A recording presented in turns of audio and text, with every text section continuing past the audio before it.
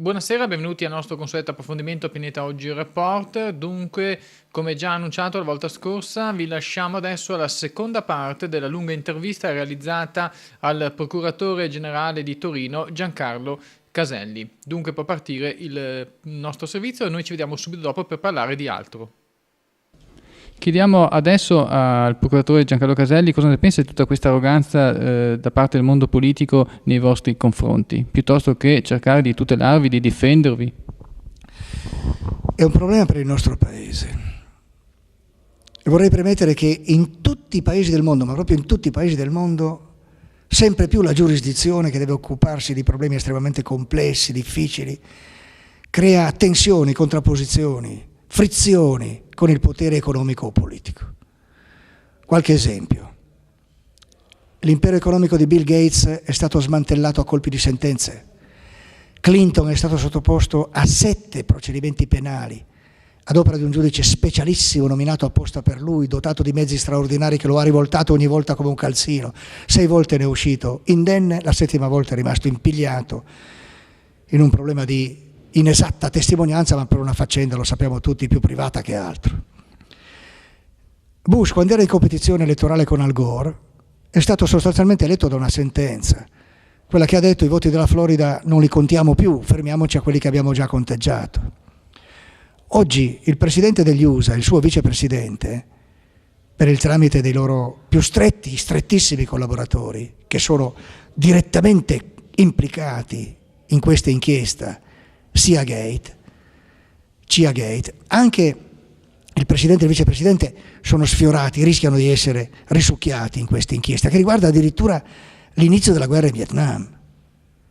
Un mito per lo Stato di Israele, e anche oltre per alcuni, per molti, Ariel Sharon, in punto di morte in questi giorni, ha visto suo figlio recentemente condannato pesantemente per un episodio di finanziamento illecito del padre durante la sua campagna elettorale. Dappertutto nel mondo ci sono tensioni allora tra giurisdizione e pezzi dell'economia, pezzi della politica, ma in tutte le parti del mondo non è mai passato, non passa mai, neanche per l'anticamera del cervello di questo o quel personaggio coinvolto in un'inchiesta giudiziaria, di prendersela coi giudici del suo paese. I giudici del proprio paese vengono rispettati anche quando fanno qualcosa che soggettivamente dà fastidio. E soltanto nel nostro paese, esclusivamente nel nostro paese, siamo un unicum al mondo, per quanto riguarda naturalmente i paesi democratici, è soltanto nel nostro paese che certi politici, a fronte di un'azione della magistratura che doverosamente si occupa anche di loro ricorrendo nei presupposti, non ci stanno. E invece di difendersi si difendono dal processo, aggredendo i giudici, attaccandoli, accusandoli di fare politica loro, che doverosamente si occupano di politici che fanno, nell'ipotesi d'accusa, delle cose illegali. Soltanto nel nostro paese. Questo deve cambiare, perché altrimenti viene meno la fiducia nella giustizia. La fiducia nella giustizia come accettazione della giurisdizione in quanto garante dei diritti di tutti, tutrice delle regole pensate e scritte per tutti, fattore di equilibrio, di regolamentazione della vita sociale, della convivenza civile. Quello che c'è in tutti gli altri paesi, accettando la giurisdizione, anche quando non fa comodo. Da noi rifiutando la giurisdizione, quando intercetta i propri interessi, come fa qualcuno. Se questo qualcuno è particolarmente autorevole e prestigioso, perché occupa poltrone istituzionali elevatissime, quindi quando parla, per definizione, viene ascoltato, seminando sfiducia nella giustizia, aggredendo i giudici, rischia di incrinare un pilastro della convivenza civile dello Stato democratico. La fiducia nella giustizia. E se si incrina o peggio cede questo pilastro, possiamo pensarla come vogliamo, essere di destra, di centro, di sinistra, quale che sia il nostro orientamento politico-culturale, non cambia niente, ce n'è per tutti, nel senso che andiamo a sbattere tutti. E tutti possiamo ritrovarci sotto un bel mucchio di macerie e forse sarà difficile uscirne.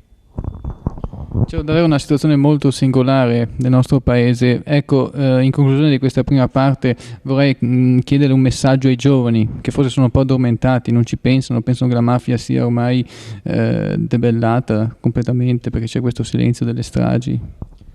Io non credo tanto che i giovani siano addormentati o abbiano bisogno di messaggi. Certo, ce ne sono alcuni particolarmente permeabili a messaggi massicciamente distribuiti dai media, dalla televisione in particolare. Sono messaggi che privilegiano l'egoismo, l'interesse personale, l'apparire, il culto della bellezza fisica, lo sgomitare, il prendere a calci tutti pur di andare avanti, nessun rispetto per gli altri, la solidarietà, per carità, cose d'altri tempi, di qualche Pleistocene fa e via seguitando. Ma tanti altri giovani invece che la pensano diversamente. Il 21 marzo ultimo scorso a Torino si è celebrata la giornata dell'impegno e della memoria, in ricordo delle vittime di mafia. Memoria, ma anche per creare insieme le basi per una nuova giustizia, nuova legalità, nuova democrazia, lavorando insieme. Erano 40.000 i giovani affluiti da ogni regione d'Italia che sotto la pioggia hanno sfilato per le strade di Torino, da Piazza Vittorio, via Po, via Roma, e poi sono confluiti in Piazza San Carlo per ascoltare Luigi Ciotti, per ascoltare la lettura delle oltre 700 vittime di mafia. Al pomeriggio hanno partecipato a un mucchio di riunioni tematiche, giustizia e informazione, giustizia e lavoro. 40.000 ragazzi, è veramente una partecipazione straordinaria. Vuol dire che c'è vitalità, vuol dire che c'è attenzione, soprattutto perché, ne sono convinto, i giovani cominciano a capire che la legalità non è questione di guardie e ladri, che la legalità è una questione che li interessa molto da vicino, perché più legalità, più speranze di vivere meglio, meno corruzione, meno mafia, più lavoro, più ricchezza distribuita equamente, non soltanto a vantaggio dei soliti noti. Allora la legalità conviene. I giovani lo capiscono, almeno molti giovani, e quindi si mobilitano. Ecco, siamo in conclusione, giusto un'ultima domanda, proprio un flash. So che lei si è occupato anche del famoso armadio della vergogna, la nostra emittente infatti ha trasmesso diversi speciali. Quali risultati si sono ottenuti a tutt'oggi? Ma alcune inchieste si sono riaperte, seppur a distanza biblica rispetto al momento in cui i fatti sono stati commessi, e conseguentemente in alcuni casi l'accertamento della verità è ancora in corso e anche alcune condanne significative sono state pronunziate, anche se non saranno mai eseguite per tutta una serie di motivi che sarebbe troppo lungo elencare. Rimane il fatto che le stragi nazifasciste del 43-45 avevano, nella più parte dei casi, nelle diligenti indagini dei carabinieri fatte fin da subito, indicazione abbastanza univoca dei possibili colpevoli, che avrebbero potuto diventare colpevoli con certezza sviluppando queste indagini. Invece queste indagini sono state bloccate dal potere politico, cui la magistratura militare del tempo ha dovuto, virgolette, ubbidire, perché non aveva indipendenza, non aveva autonomia. I magistrati militari erano direttamente di nomina governativa, oppure non erano tutelati nella loro indipendenza dal Consiglio Superiore della Magistratura militare, che mi pare entra in funzione soltanto nel 1958. E allora ecco l'importanza anche qui della magistratura indipendente, che non debba prendere ordini o direttive dal potere politico, perché altrimenti si possono coprire, cancellare, non indagare, lasciare impunite anche le peggiori nefandezze, come le stragi nazifasciste del 43-45. L'armadio della vergogna, molti lo sanno, è così chiamato perché nella sede della Procura Militare Generale di Roma tutti questi fascicoli in cui c'erano indizi ampiamente sufficienti per lavorare, scoprire nella più parte dei casi i responsabili, i colpevoli di questi efferatissimi delitti, i fascicoli in un armadio chiuso, rivolto verso il muro, di modo tale che chi passasse di lì anche per caso non avesse la tentazione di aprirlo. E per oltre 50 anni questi fascicoli sono rimasti lì nascosti, occultati, e queste stragi sono state dimenticate. Quando poi questi fascicoli sono stati scoperti e riaperti, naturalmente, ripeto, si sta facendo qualcosa, meritoriamente, ma... E poi c'è stata una commissione parlamentare d'inchiesta che non so bene se in fine legislatura abbia concluso in un senso o nell'altro. Forse c'era una relazione di maggioranza che tendeva così a minimizzare tutto quanto è successo, mentre invece da minimizzare, a mio modesto personalissimo avviso, c'è davvero ben poco. Certo, io la ringrazio moltissimo, procuratore, e va tutta la nostra stima e buon lavoro. Grazie a voi, grazie davvero, grazie. Grazie. Riteniamo in studio, dunque ringrazio Giancarlo Caselli, procuratore generale di Torino, per queste informazioni, per queste riflessioni che ci fanno veramente pensare. Speriamo di averlo anche prossimamente ai nostri microfoni per un'altra intervista. Ed ora giriamo pagina. Nella seconda parte del nostro approfondimento parliamo di due manifestazioni. La prima, quella che si è svolta a Roma, e la seconda, quella che si è svolta nel territorio del Veneziano, precisamente in località Tessera, zona dell'aeroporto Marco Polo di Venezia, contro la enorme cementificazione che si vuol fare su un territorio a serio rischio idraulico. Dunque noi, tornando dunque alla prima, a quella di Roma, abbiamo intervistato telefonicamente Andrea Raggiotto del gruppo di Alternativa di Giulietto Chiesa, che si trova a Roma per manifestare pacificamente, e gli abbiamo chiesto una sua impressione, insomma, cosa aveva visto in quel drammatico pomeriggio. Ecco, ricordo che appunto loro erano sul corteo pacifico. Rai News 24 aveva realizzato una diretta veramente straordinaria, dove si vedeva appunto Piazza San Giovanni piena di scontri a causa di questi infiltrati teppisti che hanno distrutto tutto, e dall'altra parte il corteo pacifico in via Cavour che andava avanti, che proseguiva senza problemi. Ecco, complimenti proprio anche per questo grande lavoro di Rai News 24. Dunque vi lasciamo a questa breve intervista telefonica, sentiamo com'era la situazione e dopodiché passiamo invece a quella ambientalista. I nostri servizi. Dunque in collegamento con Roma abbiamo Andrea Raggiotto del gruppo Alternativa di Giulietto Chiesa. Allora, innanzitutto Andrea, mi senti? Sì, ti sento. Ecco, ci puoi spiegare, tu che eri lì in campo, diciamo direttamente nella piazza, che cosa è successo? Come ha degenerato questa manifestazione? Allora, noi ci siamo ritrovati come gruppo di Alternativa in piazza dei 500. Da lì poi è partito il corteo che si è diramato lungo viale Cavour. Non sappiamo e non abbiamo visto nulla dei tafferugli e degli scontri. Sappiamo che ci hanno avvertito poi personaggi del corteo che questo, che è sempre confluito in maniera pacifica, molto pacifica, ci hanno fatto deviare presso il Circo Massimo. Noi non abbiamo visto niente di Piazza San Giovanni, non sappiamo niente se non che ci sono stati dei pesanti scontri. Abbiamo visto alcune macchine bruciate lungo viale Cavour, ma nulla di più. Il corteo a cui partecipava Alternativa e altre sigle è stato pacifico, molto molto pacifico. Ecco, questo è giusto. Ecco, questo è bene chiarirlo, quindi c'era praticamente due aspetti, un corteo pacifico in via Cavour e un'altra invece realtà molto più diciamo pesante, ecco. Di quello che è successo a Piazza San Giovanni noi non sappiamo nulla di che. Ci hanno avvisato appunto che c'erano questi scontri tra polizia e alcuni gruppi e quindi hanno optato per far continuare il corteo in maniera pacifica, l'hanno fatto deviare presso il Circo Massimo e da lì poi è confluito e da lì poi si è, diciamo così, si è dato a rompere le righe.